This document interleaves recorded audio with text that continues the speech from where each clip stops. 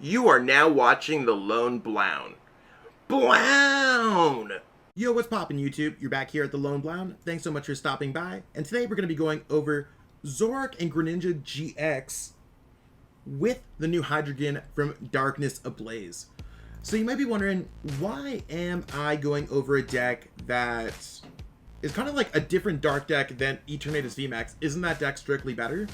And I guess in a nutshell is, in my search to define the Team Up to Darkness Ablaze format, there might be some videos where I post a deck that might be less competitive than some.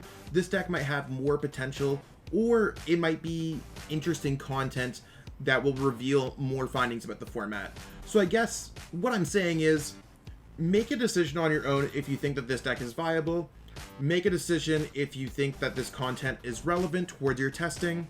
I have tested this deck. I think this deck's pretty cool, but my definition of pretty cool is going to be varying from deck to deck.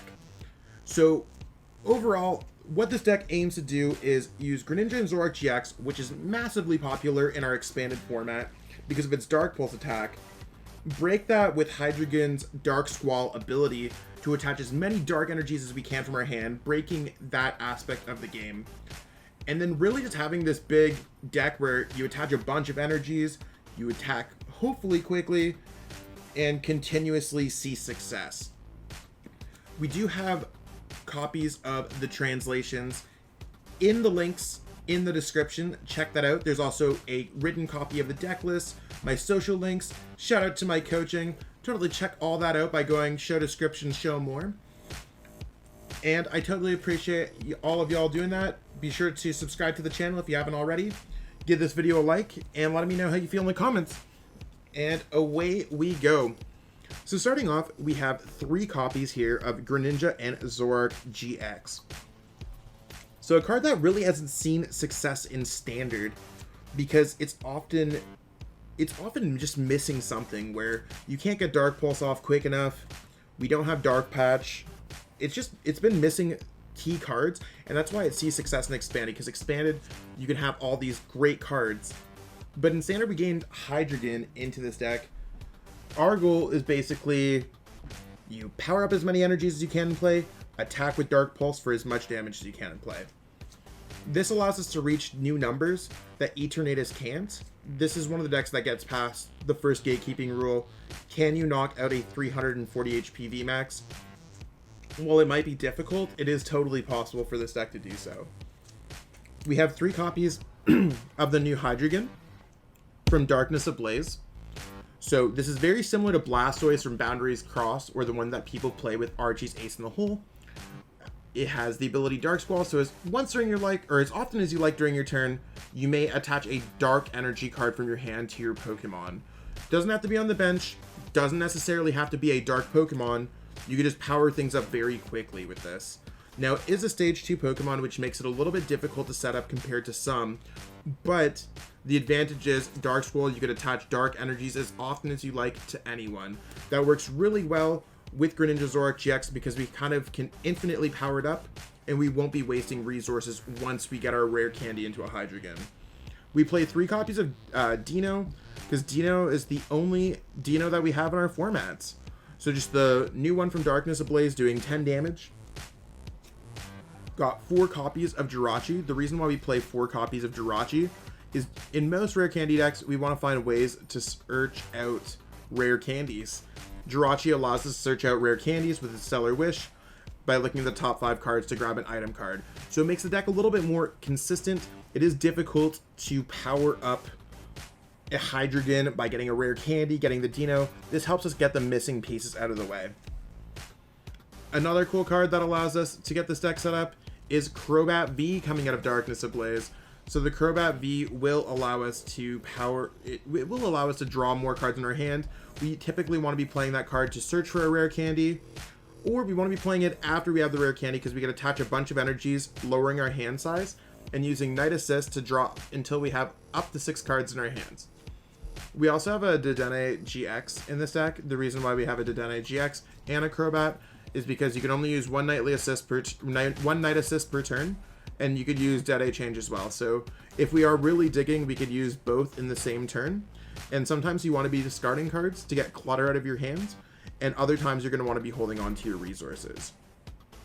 We also have a copy of Mega, Sableye, and Tyranitar-GX, so it's a deck that utilizes tag teams pretty well, but it seems like a pretty great card to include in this deck. We can draw a few prize cards with Greedy Crush, especially if we go against a GX Pokemon. I mean, we play GX Pokemon ourselves, so they are still around. We have Gigafall GX. We have the potential to deck out our opponents, so it gives us some necessary options. We also have a copy of Guzzlord. Again, Red Banquet can draw an extra prize card if necessary. We can easily power it up with Hydreigon. And the best thing about Greninja Zoroark-GX, we don't necessarily have to power up the Greninja Zoroark-GX. We could power up other Pokemon on our bench. So once we have enough to attack with the Greninja Zoroark-GX, we could power up other Pokemon. We do have 4 copies of Professor's Research. This is to make the deck more consistent and to clear clutter out of our hands. So it makes it really easy for us to get set up. I mean, we are looking for a few moving pieces. The Deino, the Energies, the Hydreigon, the Rare Candy, Pokemon to attach energies to. This will allow us to get there. We have 4 copies of Marnie. As you'll see in a few of my deck profiles, it's one of those cards where we're not necessarily discarding. We don't necessarily want to discard our hand, especially when we have energies or resources like Rare Candy. This allows us to kind of put it at the bottom of our deck so it's safe for another turn. We have 2 copies of Boss Order. I mean, if we have enough energies in play, we could swing for some huge one-shots with the Greninja Zoroark. We can attack with the Mega Sableye Tyranitar, with Greedy Crush. We can even use Red Banquet. So we have a lot of ways to utilize the Boss Order that other decks might not. Got a copy of the Black Market Prism Star. Black Market Prism Star, especially with us spreading our energies around with Hydreigon on different Pokemon, because of the Greninja Zoroark-GX, we can prevent our opponent from drawing prize cards.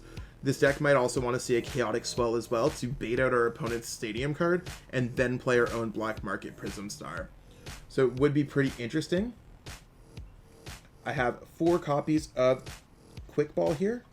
So Quick Ball is just for us to get out our Pokemon.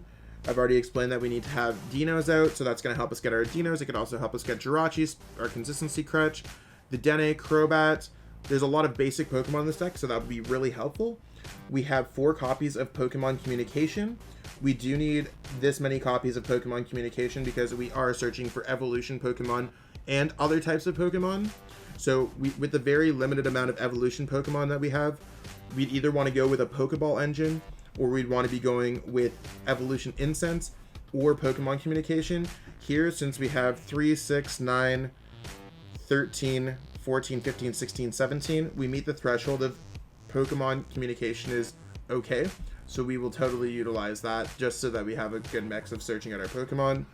4 Rare Candy in a Stage 2 deck is pretty much a no-brainer. We want to evolve Dinos into Hydreigons as quick as possible so we can make use of Dark Squall. Seems like a really good opportunity there. We have 4 copies of Switch. This is for us to get around Jirachi when we're using Stellar Wish, because it's going to fall asleep, or maybe we'll just want to get a Pokemon out of the active position.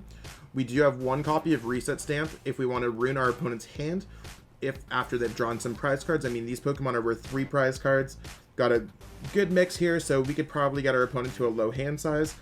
We also have a copy of Ordinary Rod, so when our opponent knocks out one of our Pokemon or we have to discard some energies, we can get them back as well, so that's fairly helpful. We do have 2 copies of Hide Dark Energies. So Hide Dark Energy, when it's attached to a Pokemon, it provides Dark Energy. You can't attach multiples of these per turn with the Hydreigon because they only count as Dark Energies when they're in play, not when they're in your hands. It gives Dark Pokemon free retreat when they're attached to it. So we can get around the retreat cost, the heavy retreat cost of 4 and 4 on there, to just move around our Pokemon and choose who we want to attack with. Seems pretty cool.